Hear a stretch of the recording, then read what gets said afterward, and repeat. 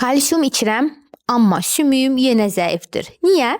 Bu ən çox edilən və verilən sualdır. Bu sualı mən endokrinoloq olaraq bəlkə də 100 dəfə eşitmişəm. Kalsium içirəm, D vitamini də içmişəm, amma yenə də sümüyüm zəifdir. Niyə doktor? Və bu sualın arxasında çox yayılmış bir düşüncə dayanır. Sümük zəifdirsə, deməli kalsiumu azdır, kalsium qəbul etmək lazımdır. Bu fikrin məntiqi tərəfi var, amma çox vaxtda tam deyil. Çünki sümük sağlamlığı təkcə kalsiumla ölçülmür. Əgər belə olsaydı, kalsium içən hər kəsin sümükləri möhkəm olardı. Amma reallıq fərqlidir. Sümük sıxlığı aşağı çıxır, ağrılar davam edir, bəzən hətta sınıqlarla rastlaşırıq və insan çaşır. Axı mən hər şeyi etdim. Niyə belə oldu? Gəlin bunu tikinti ilə anlayaq. Təsəvvür edək ki, bir bina tikirik, kərpiç var. Özdə çoxlu kərpiç, amma sement yoxdur. O kərpiçlər üst-üstə yığılır. Binaya möhkəm deyə bilərikmi? Bu bina möhkəm olmayacaq.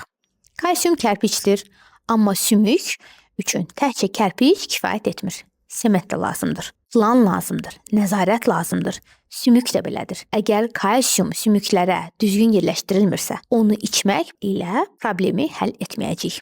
İndi isə gəlin əsas səbəblərə baxaq. Vitamin D. Vitamin D çatmamazlığı kalsiumun sümüklərə keçməsi üçün çox risklidir. Yəni D vitamini əsas rol oynayır bu prosesdə. D vitamini aşağıdırsa, kalsium bağırsaqdan yaxşı sorulmur, qanda kalsiumun azlığı hiss olunur, bədən isə bunu kompensasiya etmək üçün sümüklərdən kalsiumu çəkməyə başlayır. Yəni sən kalsiumu içirsən, amma bədən onu yenə sümükdən alır. İkincisi paratiroid və ya qalxan ətraf vəzləri. Bu hormonun yüksəlməsi. Bu hormon sümüklərin mühafizəçisi kimidir. Amma D vitamini uzun müddət aşağı qalanda paratiroid hormonu da yüksəlməyə başlayır və belə mesaj gəlir.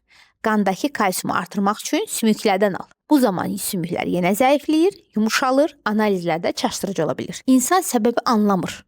Bu artıq ikincili osteoporoz adlanır. Üçüncüsü tiroid hormonları. Tiroid hormonları sürətli işləyərsə, sümükdə, dövranda, metabolizmdə sürətlənir. Sümük yenilənməyə çatmır, sıxlıq azalır. Bəzən bu proses illərlə səssiz gedir. Dördüncüsü hormonlar və ya yaş faktorları.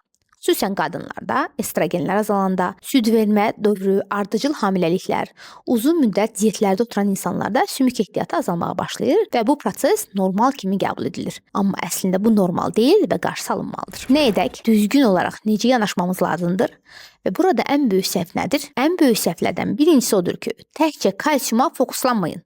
Düzgün yanaşma isə belədir. İlk olaraq kalsiumdan əvvəl vitamin D səviyyəsini öyrənmək. İkincisi paratiroid hormonuna baxmaq.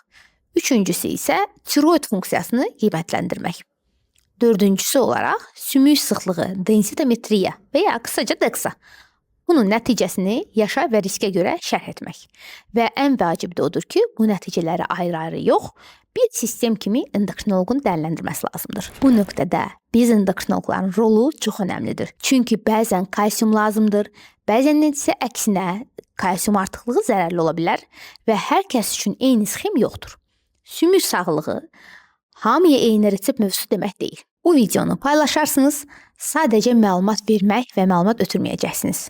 Bu videonu paylaşaraq illərlə boş yerə dərman içənlər, davamlı olaraq marketlərdən kalsium tərkibli preparatlar alanlar, yaşdandır deyib keçənlər, ağrıya dözənlər, sükutla sümüyü zəifləyənlər üçündür. Kalsiumu içmək təkcə həll demək deyil və bu bilgini paylaşaraq insanlar sümük ağrısını taliyaya yox, səbəbə bağlamasına yardımcı olaraq onların zamanında həkimə yaxınlaşaraq sınıqların qarşısını almasına kömək ola bilərsiniz. Özünüzdən müayət olun, suallarınızı isə şərhlərdə yazmağı unutmayın, kanalıma abunə olun.